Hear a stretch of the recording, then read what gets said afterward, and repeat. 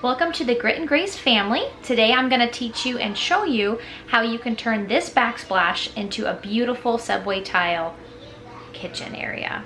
So come join me along. I'm a beginner, but I'm pumped about it. I've done my research and I'm going to show you how to do it too.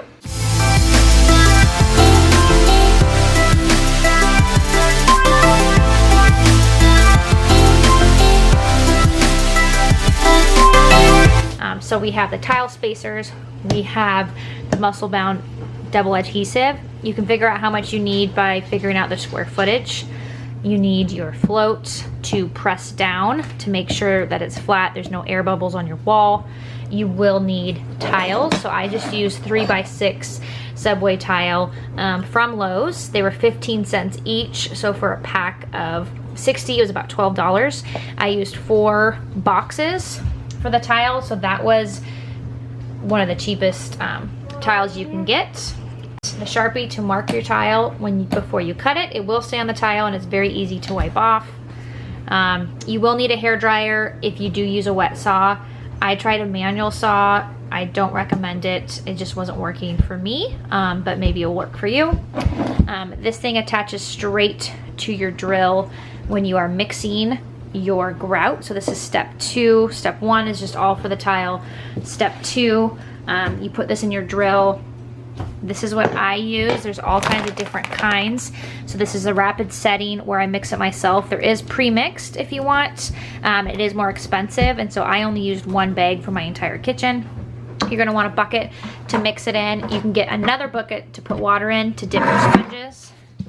And then once it has set, which was about 20 to 30 minutes, then you got a wet sponge and you just kept in a figure 8 pattern, just wiping it off and off and off. And then we used a microfiber towel that kind of wiped it off dry, which was nice too, because if you keep wiping it, it will go over and over and over again. So that was good. And you will use this float again, that's why it's dirty, for the grout. So you just dip it in here, do this, and then you'll go over that subway tile. So this is what we used. If you have any questions, leave it in the comments. Well, as you can tell, we have new countertops put in. The old existing countertops had a little bit of a backsplash here. And so what I need to do is kind of remove any of the tape. The glue is fine, but I just need to make sure this lip where paint has gone over the years, I need to scrape it off with a utility knife. And then there's some areas back here where it actually took off some of the drywall. So what I'm gonna do is kind of rip this off, make it pretty smooth, because a little bit of an indent is not going to matter, but you're gonna want to make sure that this isn't like this, because the tile would come off.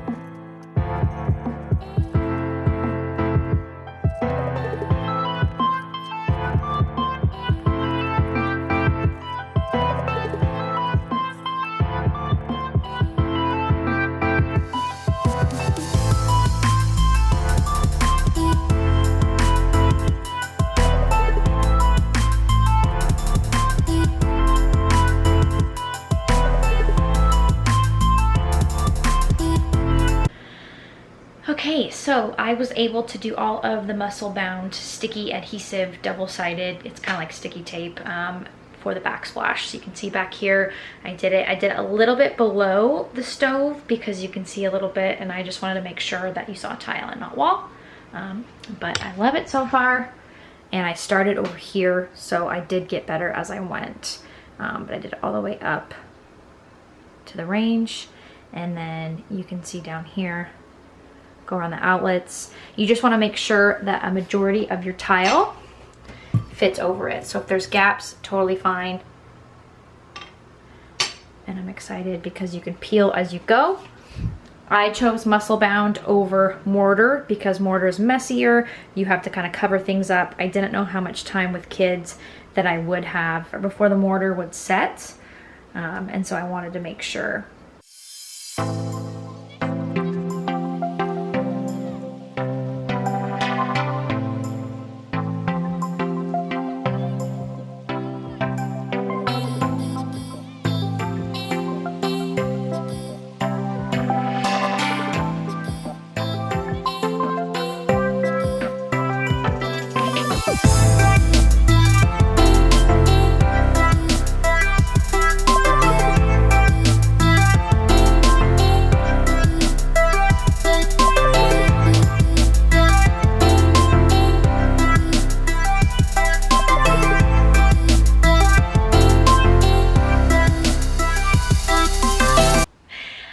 For day 2, and I'm going to show you how to use a wet tile saw as I am learning how to use it. So the first day I tried using a manual one, and you get what you pay for. It was $20 and it was not making the tiles straight at all. So you can kind of see.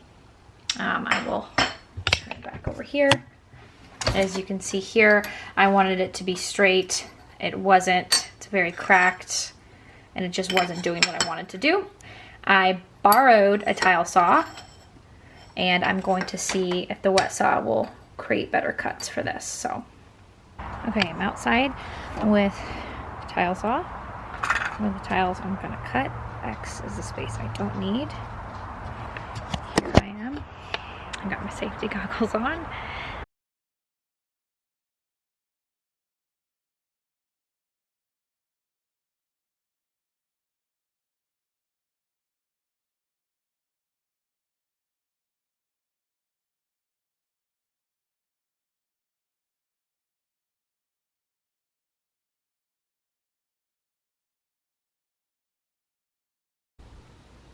Okay, so I was able to cut some pretty intricate pieces to fit around some of the outlets. So it doesn't have to be pretty, it just has to work. But what I'm having problems with is after you cut with a wet saw, you have to let it dry or use a hair dryer. But what I'm also finding is after you use it, it will dampen the back side of the tile. And so what you need to do is there's a lot of powder residue, which can sometimes get on your sticky adhesive. And so what I'm doing is you can use liquid nails to kind of help stick that until you can put your grout up to reinforce it.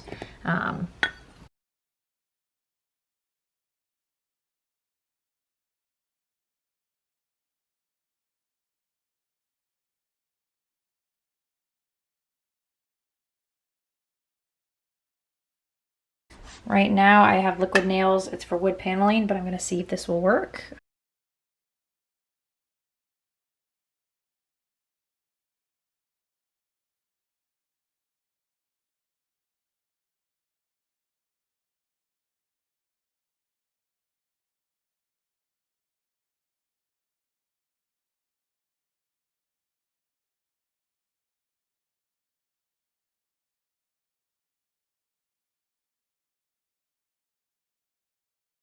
I'm gonna cut some more tile. I'm wearing my safety glasses.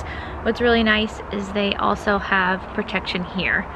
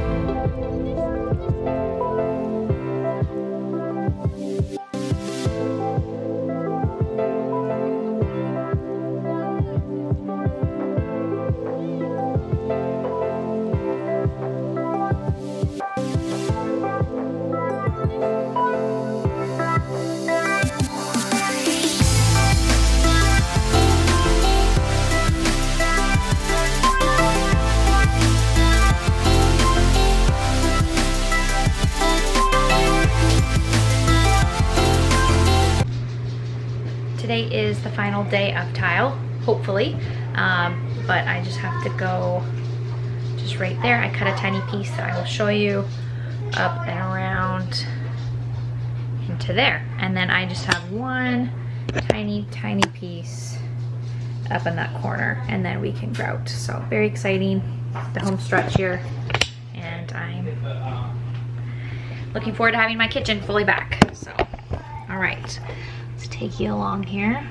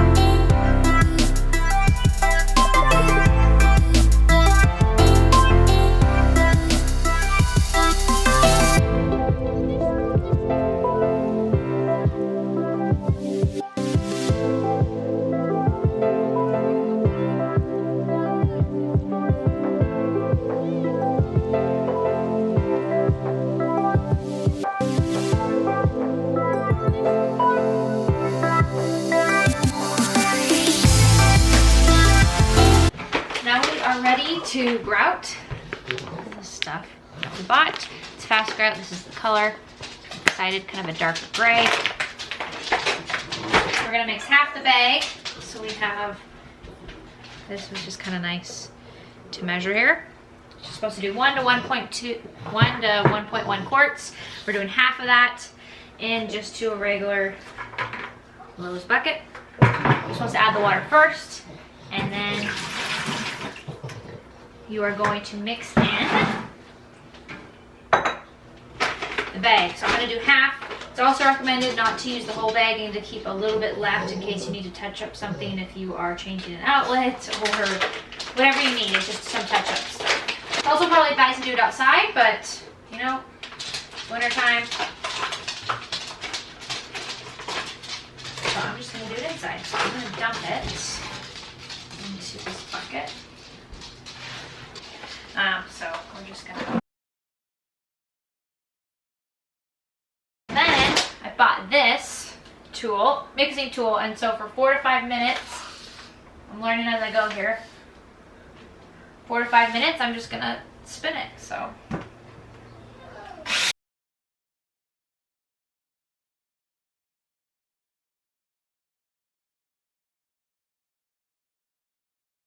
Okay. What I'm doing is I taped it off. That way grout won't get on the wall or on the counter. Did a little bit underneath as well. So here's the consistency you want. It's just kind of like a toothpaste, and I'll show you. I'm just putting this down here, and that's what I used. And then we're going to use the same float that I did to compress the adhesive double-sided sticky on there. So we just clean this off, and now I'm going to show you. You're supposed to do it at kind of like a 45-degree angle to make sure you're getting it in the grout and you're not rubbing it out of the grout. So okay, we are just, my mom's here. We are cutting the plastic just so it doesn't get on the countertop, and then I'm going to get started. So there's a rounded edge and then there is a straight edge, and they help with the corners and the sides. All right, let's get going.